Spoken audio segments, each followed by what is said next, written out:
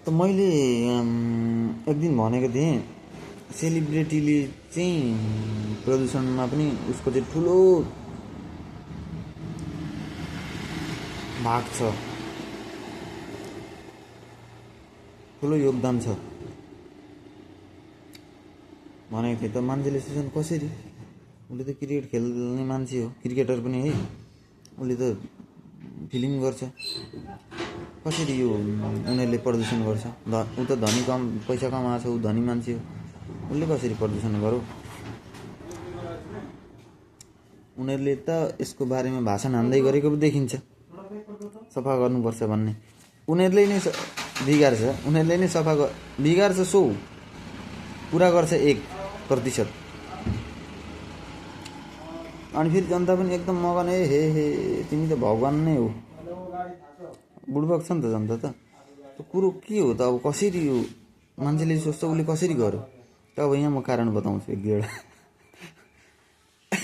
त कुरो यस्तो हुन्छ, उसलाई चाहिन्छ मौज, यो हाँस्ने कुरो होइन नि, बहुत सिरियस कुरो हो।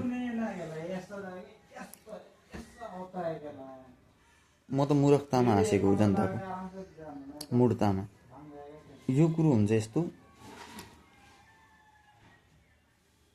सेलिब्रेटी या कुनै धनी या कुनै हिरो या कुनै एक्टरले कहाँबाट सुरुवात गर्छ त भन्दाखेरि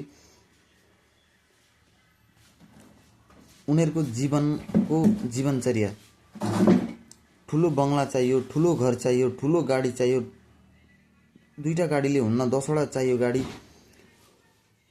1000 कोठाको घर, 1000 रुम, प्रत्येक टिभी रुम, प्रत्येक फ्रिज रुम, प्रत्येक एसी, एकदम विलासिता जीवन। त त्यो गर्दाखेरि के हुन्छ भन्दाखेरि कति उद्योग चाहियो, र उद्योग कहाँबाट निक्लिन्छ? उद्योगको फक्कट चिजमा, जुनमा एउटा फ्यानले या एउटा एसीले काम गर्थ्यो, त्यहाँ 1000 एसी लगायो, त त्यसको लागि उद्योग कति चाहियो? र त्यो उद्योग कसरी बनिन्छ? त्यो उद्योग बनिन्छ लाखौँ टन कोइला, फसिल फ्युल जलाएर उद्योगको निर्माण हुन्छ। र जब यत्रो कोइला उद्योगको लागि जल्छ, उद्योग के को लागि हो? मनुष्यलाई सुविधाको लागि। तर यहाँ त विलासिता उनीहरूले त भ्यालुलेस गरेर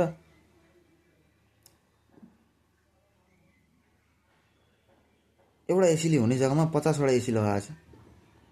त त्यो त अपमान हो उद्योगको। र त्यसले मान्छेलाई गाह्रो हुन्छ जीवनमा, त्यो पनि थाहा छ, तर पनि उसले चाहन्छ नै त्यही, कारण पब्लिकको लागि कसलाई माया छ? त कति कोइला जल्छ, त कोइला जलेर के हुन्छ? कोइला सारा जलेर उद्योग निस्किँदा, उद्योग निर्माण गर्दा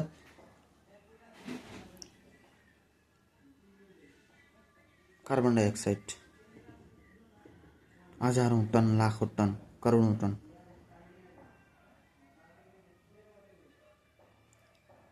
त्यसैले त वातावरण बिगार्ने हो। त त्यस्तो सर्कल हुन्छ कि? त्यो हो मेन मुद्दा।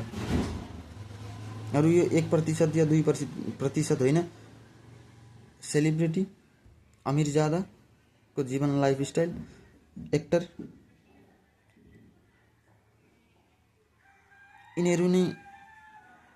यिनीहरूकै योगदान छ कमसेकम 30-40% प्रदूषण गर्नुको लागि।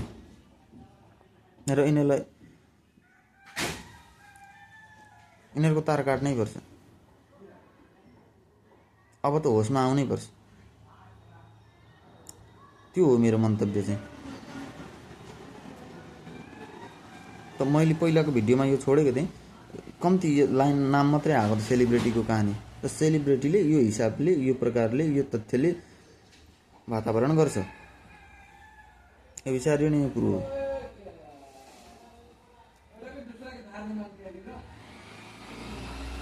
अरू पनि मैले त्यसमा भनेको थिएँ, मांसाहार भयो, पपुलेसन त मेन हो किन बच्चा जन्मियो त्यस कारणले इन्डस्ट्री खोलेर त्यसलाई सामान दिनुको लागि इन्डस्ट्री भयो, हजार करोड बच्चा निक्ली। त कम बच्चा भयो भने कम इन्डस्ट्री चाहियो, कम प्रदूषण भयो, कम कोइला जल्यो, त्यो खालको हुन्छ कि साथी।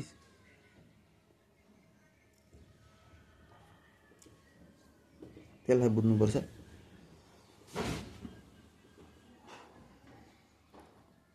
पृथ्वीलाई बचाउने हो भनेदेखि पृथ्वी त के बच्चै, हामी चाहिँ आफूलाई आफूले बचाउने हो, तर पनि हामी चाहिँ अहिले पनि बुढ्बकै छौँ। त्यो हो सत्य चाहिँ। धन्यवाद।